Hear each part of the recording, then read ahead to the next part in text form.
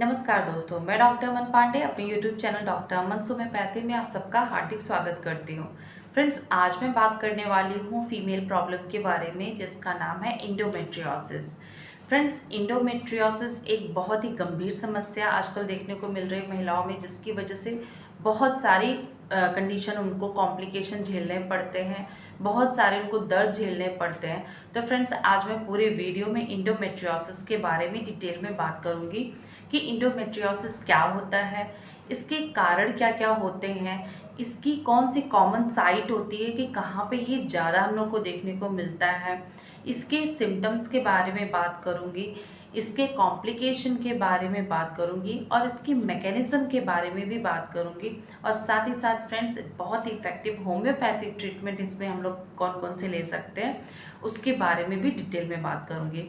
तो फ्रेंड्स, मेरे पूरे वीडियो में बने रहिएगा, मैं इसके बारे में पूरी डिटेल में जानकारी दूंगी। तो फ्रेंड्स, चलिए बात करते हैं कि इंडोमेट्रियोसिस क्या होता है। फ्रेंड्स, जो इंडोमेट्रियोसिस होता है, जैसा कि नाम से ही इंडिकेट कर रहा है कि जो हमारी यूट्रस की लाइनिंग होती है, इंडोमेट्रियम लेयर होती है, जो कि हर मंथ में शेड होती है, जो कि एक मेंस्ट्रुअल साइकिल का जो फेज चलता है, तो उस फेजेस में वो ग्रो करती है और फिर लास्ट में जाके वो शेड होती है, जो कि वेजाइना के थ्रू उसका ब्लड फ्लो कर जाता है। लेकिन फ्रेंड्स, अगर यही इंडोमेट्रियल टिश्यू हमारे यूट्रस में ना हो करके आउटसाइड ऑफ द यूट्रस अगर ग्रो करने लगते हैं, यानी कि इसकी कॉमन साइट की बात करें तो ओवरी में या फिर फैलोपियन ट्यूब्स में मोस्ट कॉमनली ये वहीं पे पाया जाता है, लेकिन इसके अलावा भी ये कहीं पे भी ग्रो कर सकता है। तो फ्रेंड्स, अगर ये कहीं और पे ग्रो करने लगता है तो उस कंडीशन को हम लोग इंडोमेट्रियोसिस कहते हैं। तो फ्रेंड्स, अब इसके कारण की बात कर लेते हैं, यानी इसके कॉजेस की बात कर लेते हैं कि क्या क्या इसके कारण हो सकते हैं कि इंडोमेट्रियोसिस हम लोग को देखने को मिलता है। तो फ्रेंड्स, इसका मेन कॉज तो अनक्लियर है अभी तक, लेकिन कुछ थ्योरीज हैं जो कि इसको बताती हैं कि इंडोमेट्रियोसिस इन कारणों की वजह से हो सकता है। तो सबसे पहला कारण हम लोग देखते हैं कि retrograde menstruation. Friends, retrograde menstruation क्या होता है कि नॉर्मली हम लोग देखते हैं कि जो यूट्रस की लाइनिंग होती है वो शेड होती है, जो उसका ब्लड होता है वो वेजाइना के थ्रू बाहर निकल जाता है। लेकिन अगर ये रिवर्स जाने लगता है, तो रिवर्स अगर जाने लगेगा तो जैसा कि स्ट्रक्चर में हम लोग देख सकते हैं कि अगर रिवर्स ये जा रहा है तो यूट्रस से होके ये फैलोपियन ट्यूब में जाएगा, फैलोपियन ट्यूब से ये ओवरीज से ये पेल्विक रीजन में चला जाएगा। तो फ्रेंड्स, ये उल्टा ब्लड फ्लो होने की वजह से ही इसको रेट्रोग्रेड मेंस्ट्रुएशन कहा गया है, जो कि वो पेल्विक कैविटी में जाके इंडोमेट्रियल जो टिश्यू है वहाँ पे जाके ग्रो करने लगेगा। और फिर फ्रेंड्स, जैसे कि साइकिल होती है मेंस्ट्रुअल साइकिल, उसी तरह वहाँ पे भी सारी कंडीशन हम लोग को देखने को मिलती है। तो फ्रेंड्स, ये तो पहला कारण रहा। सेकेंड कॉज की बात करें तो जेनेटिक कारण भी हो सकता है, कि जैसे कि फर्स्ट डिग्री रिलेटिव की बात करें तो मदर में या फिर सिस्टर में अगर इंडोमेट्रियोसिस की कंडीशन रही है तो मोस्ट प्रोबेबिलिटी है कि हम लोग को उस पेशेंट में भी देखने को मिल सकती है। बात करें तो सर्जरी हो सकता है, जैसे सी सेक्शन हुआ हो तो उसमें क्या होता है, इंसीजन के दौरान कुछ इंडोमेट्रियल टिश्यू अगर वहाँ पे इंसीजन के साइड पे रह जाते हैं तो उसकी वजह से भी ये कंडीशन हम लोग को देखने को मिलती है। फ्रेंड्स, नेक्स्ट कॉज की बात करें तो इंडोमेट्रियल सेल ट्रांसफॉर्मेशन। फ्रेंड्स, इसमें हम लोग को देखने को मिलता है कि जो हमारा एस्ट्रोजन होता है, वो जो एम्ब्रियोनिक सेल्स होते हैं उनको वो ट्रांसफॉर्म करने लगता है इंडोमेट्रियल टिश्यूज़ में। तो फ्रेंड्स, ये भी एक कारण हम लोग को देखने को मिल सकता है। नेक्स्ट कॉज की बात करें तो लिम्फेटिक या फिर ब्लड स्प्रेड की वजह से भी ये हो सकता है कि लिम्फेटिक के थ्रू ये दूसरे साइड पे जाके ग्रो करना स्टार्ट कर देता है।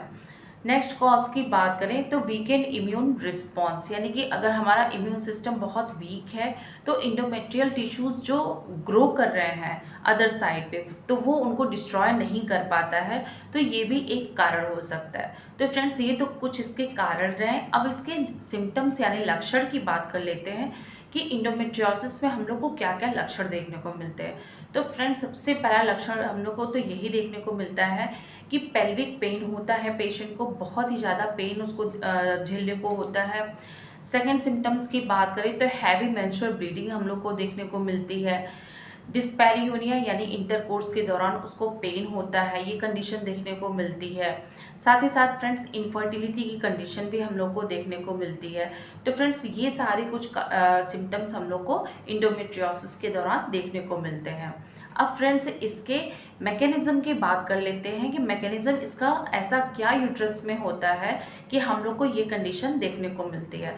तो फ्रेंड्स अगर इसकी मैकेनिज्म की पैथोफिजियोलॉजी की बात करें तो जो इंडोमेट्रियल टिश्यू होता है वो अगर अदर साइड पे ग्रो करना स्टार्ट कर देता है, तो फ्रेंड्स अगर अदर साइड पे वो रहता है इंडोमेट्रियल टिश्यू, जैसे कि हम लोग का मंथली साइकिल चलता है सेम प्रोसेस वहाँ पे भी चलती है। और जब शेडिंग वाली कंडीशन आती है यानी जब मेंस्ट्रुअल ब्लड फ्लो करता है सेम टू सेम वहाँ पे जो इंडोमेट्रियल टिश्यू रहता है अदर साइड पे यानी ओवरी में या फिर फैलोपियन ट्यूब में या फिर पेल्विक रीजन में या फिर अदर साइड पे सेम टू सेम कंडीशन वहाँ पे भी हम लोग को देखने को मिलती है।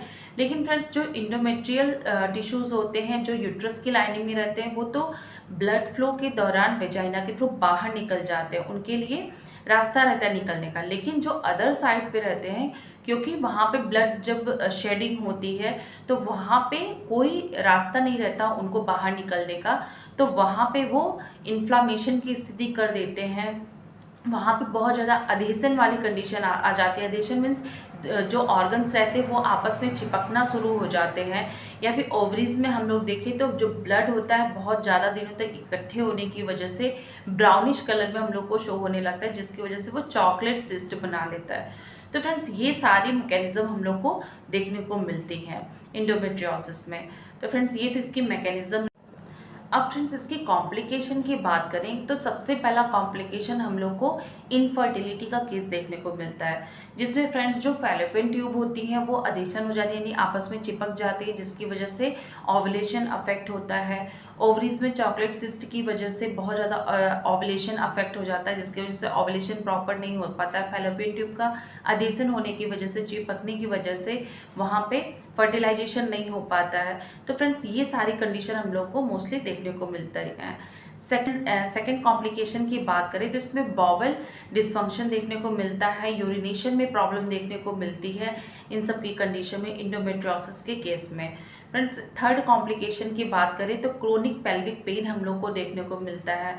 फोर्थ कॉम्प्लिकेशन की बात करें तो फ्रेंड्स ओवेरियन कैंसर मोस्टली हम लोग को इसमें ये रेयर केस है, लेकिन इसमें मोस्ट प्रोबेबिलिटी है कि इंडोमेट्रियोसिस की वजह से ओवेरियन कैंसर का खतरा बढ़ जाता है। तो फ्रेंड्स ये सारे तो कॉम्प्लिकेशन है। अब फ्रेंड्स अब आगे बात करते हैं बहुत ही इफेक्टिव होम्योपैथिक ट्रीटमेंट के बारे में कि कौन कौन सी होम्योपैथिक मेडिसिन होती हैं जो कि इंडोमेट्रियोसिस के केस में हम लोग दे सकते हैं। तो फ्रेंड्स सबसे पहली मेडिसिन आती है अपनी सीपिया ऑफिसिनालिस। फ्रेंड्स सीपिया एक बहुत ही इफेक्टिव मेडिसिन होती है इंडोमेट्रियोसिस के केस में देने के लिए, जहाँ पे जो पेशेंट होती है बहुत ही ज़्यादा इरिटेबल होती है, बियरिंग डाउन सेंसेशन उसको होता है, ऐसा लगता है कि एब्डोमिनल कंटेंट जो होता है उसके वल्वा से बाहर आ जाएगा, मेंस्ट्रुअल इरेगुलरिटी देखने को मिलती है, हार्मोनल इम्बैलेंस की कंडीशन देखने को मिलती है, इंडिफरेंस की कंडीशन देखने को मिलती है। तो फ्रेंड्स अगर ये सारे लक्षण हम लोग को देखने को मिलते हैं तो सीपिया की 30 पोटेंसी 5-5 बूथ सुबह दोपहर शाम हम पेशेंट को देते हैं तो बहुत ही अच्छे रिजल्ट देखने को मिलते हैं। सेकेंड मेडिसिन की बात करते हैं तो friends pulsatilla nigricans. Friends pulsatilla एक बहुत ही इफेक्टिव होम्योपैथिक रेमेडी है, फीमेल्स रेमेडी है। इसमें जो पेशेंट होती है बहुत ही माइल्ड नेचर की होती है, वीपिंग टेंडेंसी इसमें देखने को मिलती है, ओपन एयर एम्बुलेशन रहता है यानी बंद कमरे में उसको वार्म जहाँ पे रहता है उसको बहुत ही तकलीफें उसकी बढ़ जाती हैं। यहाँ पे हम लोग को स्कैंटी मेंस्ट्रुएशन देखने को मिलता है। तो फ्रेंड्स अगर ये सारी कंडीशन हम लोग को देखने को मिलती है तो पल्सेटिला की 30 पोटेंसी 5-5 बूथ सुबह दोपहर शाम देते हैं तो बहुत ही अच्छे रिजल्ट देखने को मिलते हैं। फ्रेंड्स थर्ड मेडिसिन की बात करते हैं तो वो है Calcarea carb. Friends Calcarea carb एक बहुत ही इफेक्टिव मेडिसिन होती है उन पेशेंट में देने के लिए कि जहाँ पे हम लोग को लेडी जो है देखने में ओबीज दिखती है, फैटी दिखती है, फेयर फ्लैबी रहती है, उसका जो मेंस्ट्रुएशन है बहुत ही हैवी ब्लीडिंग होती है, उसको बहुत ही ज़्यादा सेंसिटिव टू कोल्ड रहती है। तो फ्रेंड्स ये सारी कंडीशन अगर हम लोग को देखने को मिलती है पेशेंट में तो हम लोग कैलकेरिया कार्ब की 30 पोटेंसी 5-5 वो सुबह दोपहर शाम देते हैं तो बहुत ही अच्छे रिजल्ट देखने को मिलते हैं। फ्रेंड्स नेक्स्ट मेडिसिन की बात करें तो लैकेसिस म्यूटस। फ्रेंड्स लैकेसिस बहुत ही इफेक्टिव मेडिसिन होती है उस केस में देने के लिए जहाँ पे हम लोग को लेफ्ट साइडेड कंप्लेंट्स मोस्टली देखने को मिलती है। जो पेशेंट होती है उसकी जो कंप्लेंट्स होती है नाइट की टाइम एग्रावेट होती है, मेंस्ट्रुअल साइकिल जो रहती है यानी जो उसके मेंसेस रहते हैं, जब तक मेंसेस नहीं आया रहता है उसकी कंप्लेंट्स ज़्यादा बढ़ी रहती हैं। जब फ्लो स्टार्ट हो जाता है तो पेशेंट को रिलीफ मिलता है। तो फ्रेंड्स अगर ये सारी कंडीशन हम लोग को देखने को मिलती हैं तो लैकेसिस की 30 पोटेंसी में हम लोग 5-5 को सुबह दोपहर शाम देते हैं तो बहुत ही अच्छे रिजल्ट देखने को मिलते हैं। तो फ्रेंड्स ये तो रही इंडोमेट्रियोसिस के बारे में जानकारी। आपको कैसी लगी कमेंट बॉक्स में ज़रूर बताइएगा और प्लीज़ मेरे वीडियो को लाइक शेयर और सब्सक्राइब जरूर करिएगा। Thanks for watching. धन्यवाद।